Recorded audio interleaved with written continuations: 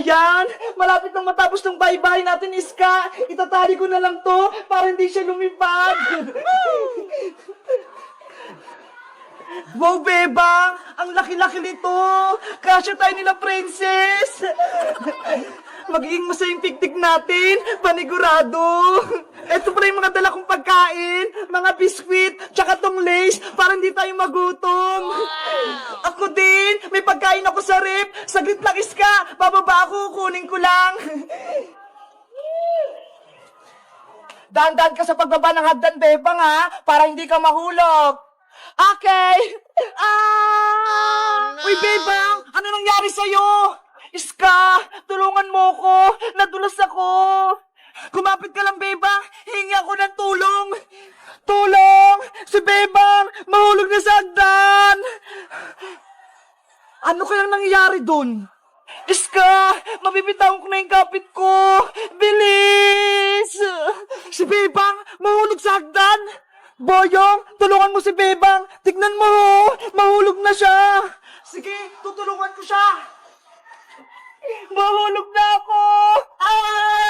Ako pala sa'yo, Bebang! Sasaluhin kita! Boyong! Niligtas mo ko! Ang bait mo naman! Siyempre, kawawa ka naman kung mahulog ka sa lupa, mababalian ka pa. Ang sweet naman ni Boyong, sinalo si Bebang, ayi! Bumaba ka na nga, Bebang, ang bigat-bigat mo. Salamat, Boyong, niligtas mo ko. Wala yun, aalis na nga ako. Huwag ka nang umalis. Gusto mo ba? Maglaro tayo. Magbibiknik kami dun sa may taas, Magbabahay-bahayan kami. Magbibiknik kayo? So, ibig sabihin, marami kayong pagkain. Madami kaming pagkain dito, Boyong. Kaya sumali ka na. Sige, gusto ko yan. Saglit lang, kukunin ko lang yung merienda dun sa rep namin para marami tayong pagkain. Mauna na akong makit sa taas,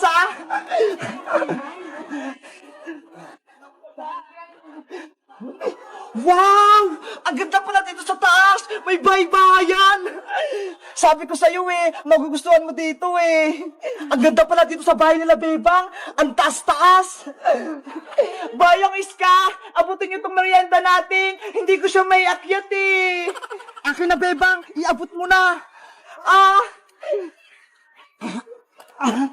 Ang sarap nito! May ice cream pa! Bebang, pwede ko na ba itong kainin ice cream? Takam na kasi ako Aantayin pa natin si Princess. Pagparating na yun, kawawa naman siya kapag hindi siya nakakain ng ice cream. Ang tagal naman ni Princess. Kanina pa natin siya inaantay Lagi na lang siyang late. Mauna na tayong magmerienda. Mamaya na si Princess. Sige na nga, kumain na nga tayo. Gutom na rin ako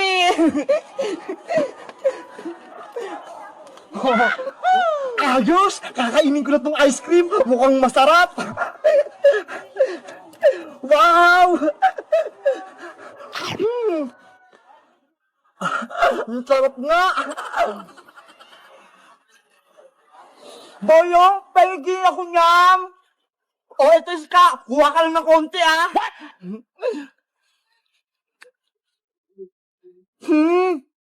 Ang sarap! Ang lamig!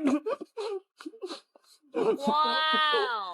Meanwhile, Ay! Nandun na si Iska at si Bebang sa taas! May baybayan na sila! Punta na nga ako dun!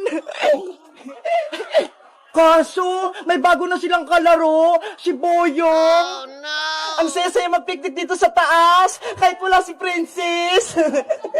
Hayaan nyo na si Princess! Ako na yung bago nyong kaibigan! Di ba nga, niligtas nga kita, Bebang! Sige! Kaibigan ka na namin, Boyong! Yahoo! Ako na yung bago nilang kaibigan! Hindi na si Princess! Ako na yung kakain nito lahat! Ang dami! Ano ba yan? Ayaw na akong kalaro ni Bebang tsaka ni Iska. Pinagpalit na nila ako kay Boyong Butiki. Wala na akong kaibigan. Hindi nila ako tinira ng ice cream. Wala pa rin si Princess. Nasaan na kaya yun? Maubos na tong ice cream na tinira sa kanya. Hindi niya pa tumatitikman. Naku, panigurado. Magtatampo na naman yun. Gustong-gusto pa naman nun ng ice cream. Hello guys! Magandang araw! Ako si Princess! Si Iska, tsaka si Bebang, may bago na silang kalaro. Si Boyong. Ayaw na ba ako nilang kaibigan? Hindi nila ako tiniran ng ice cream? Sino na lang kalaro ko? Mag-comment lang kayo para sa part 2. Bye-bye! Aling Sonya! Anong bibilhin mo, Bebang? Papili po ako ng Safeguard, yung Bioderm. Ha? Safeguard na Bioderm pa? Ano pa talaga? Yung sabon po ni nanay, yung lagi niyang binibili sa inyo, yung pantanggal niya ng buni sa puwet. What? Hanggang ngayon may buni pa rin si Sitang? Matagal na yun ah. Hindi pa rin nawawala? Opo, hindi pa po rin nagaling. O teka, kukunin ko lang. Ito yun oh. Opo, ayan po yun. Magkano po yan, Aling Sonya? 20 pesos. Eto po bayad ko ha. Wow!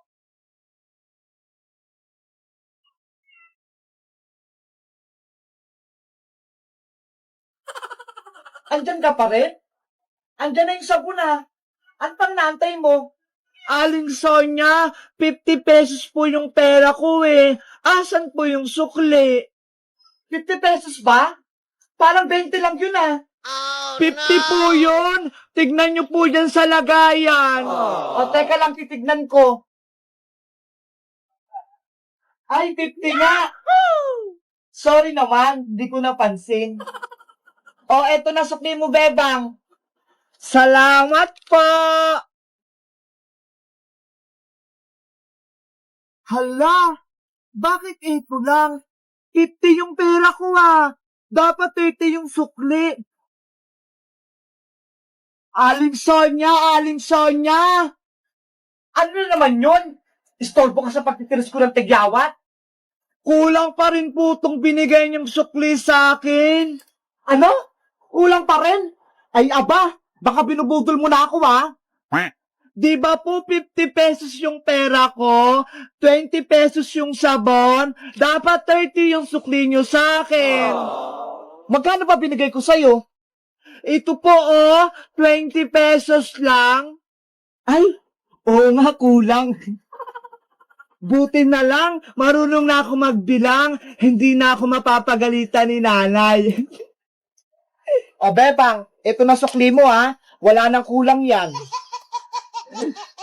Thank you po, Aling Sonya. Sa susunod po, magamit kayo ng calculator para hindi kayo malito. 1 hour later. Papili po ulit, Aling Sonya. Ano yun, Bebang? Magkano po yung Colgate na close-up? What? Ito ba? Ayan nga po. 8 pesos lang. Wow! Oh. Ito po yung bayad.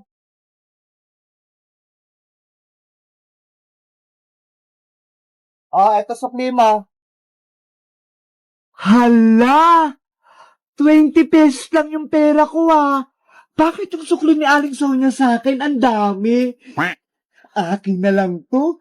Siguro nalito siya sa pagbibilang. Oh no! May pambili na ako mamaya ng pagkain ko.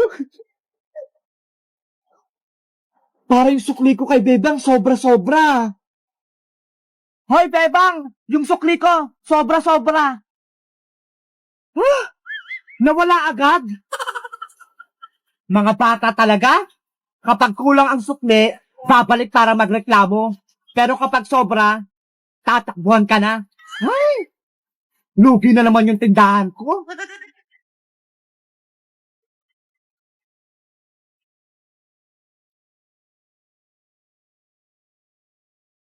Ano ba yan? Ang dami na natirang tagpipisang chuchirya na to. Ang kunat na. Sayang lang. Paano ko mabibenta to? Ay, ayan, bibili si Bebang. Pabili po, Aling Sonya. Bili ka ng mga chichiryang to. Masasarap to. Hindi po yan yung bibilihin ko. Ano palang bibilihin mo? Pabili po ng pansit canton, yung hindi maanghang. Pansit canton? Sige, teka lang, kukunin ko. Oh, eto na, Bebang. Wow! Eto po bayad do, Aling Sonia, 20. Ay, may naisip ako. Para mabenta ko to, ito na lang gagawin kong panupli ko para kay Bebang. Oh no! Oh, eto na sukli mo, Bebang. Hala, bakit ito? Wala na akong barya panukli, kaya ayan na lang. Makunat na to, Aling Sonia eh. Tsaka baka magalit po si nanay. Pwede pa yan, Bebang. Huwag ka na mag-inarte. Ano ba yan? Papagalitan ako ni nanay. Yes! Nabawasan ko yung tagtitisip-chichirya dito. Nay! O, Bebang, asan yung pinagbili ko sa'yo? Ito po, oo. Eh, asan yung sukli? Ito yung binigay ni Aling Sonia. Chichirya. Makunat pa. Ito yung sukli. Wala na daw siyang barya panukli eh. Kaya yan na lang binigay niya sa akin. Mautak talaga yung Sonia na yan? Sabi ko nga po, ayaw niyo yan eh. Bumili ka ulit doon. Anong bibilihin ko, Nay? Bili ka ng 5 pisong paminta. Paminta? Asan yung ipangbabayad ko? Oh, ito oh. Ayan ang pangbayad sa kanya. Wala. Hindi naman to pwede na eh. Hindi naman to pera eh. Sabihin mo sa kanya, wala akong barya. Saka sa kanya ang galing. Kaya pwede na yan. Oh no! Sige na nga.